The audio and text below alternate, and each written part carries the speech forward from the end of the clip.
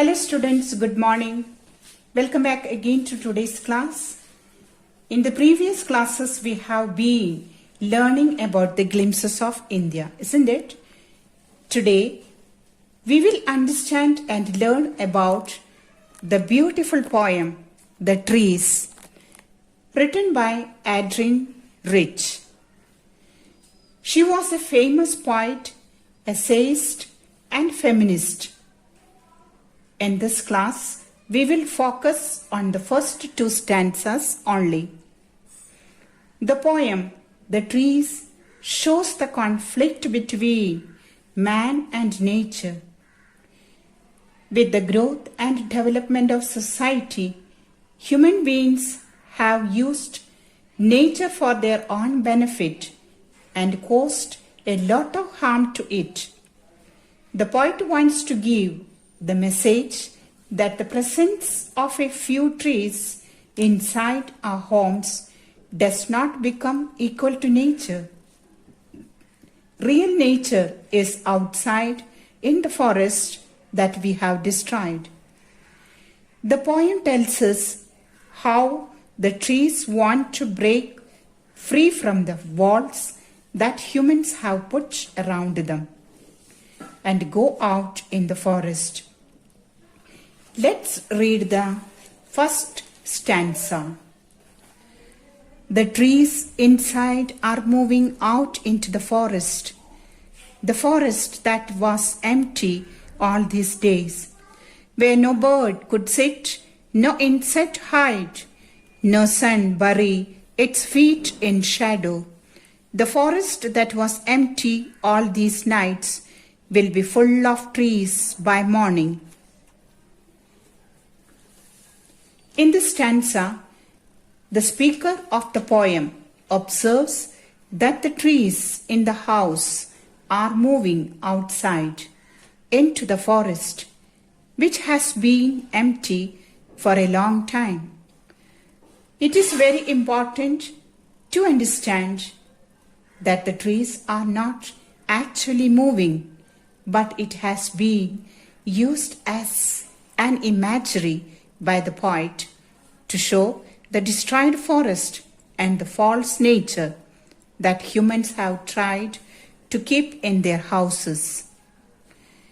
Since the forest outside was empty, no birds could sit on the branches of trees.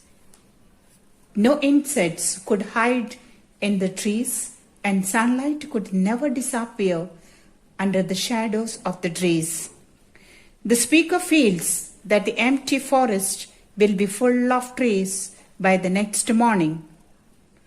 Now, let's understand the literary devices used in this stanza. First of all, we have personification. In the line, no sun bury its feet in shadow. Sun is being personified with the character of a human. Then enjambment. This device is a continuation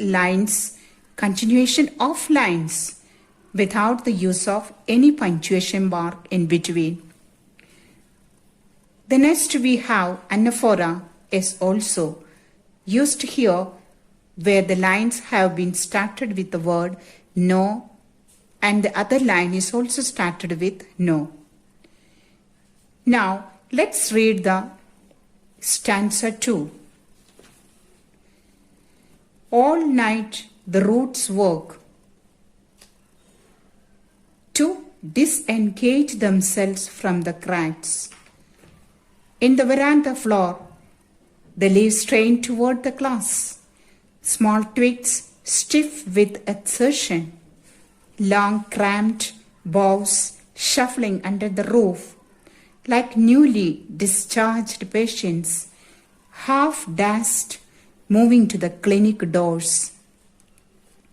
In this stanza, the poet tries to tell us the struggles of trees at night. It seems like the trees work silently in the night in order to complete their mission of getting free from the boundaries of the house. Therefore, they work all night to free themselves through the cracks on the veranda floor. The leaves of the trees try very hard to put a lot of pressure on the glass so that they could break it. The small twigs have become very hard to free themselves due to applying so much pressure to free themselves. The larger branches of the trees that have shrunk because of being inside the walls and under the roof where they cannot grow much.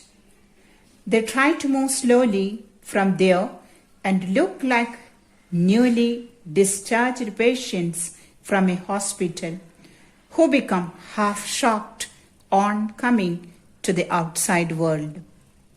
Let's understand the poetic devices used in the stanza. In the stanza, also we have enjambment, where lines are being continued. Then we have the simile, where trees have been compared with the newly discharged patients.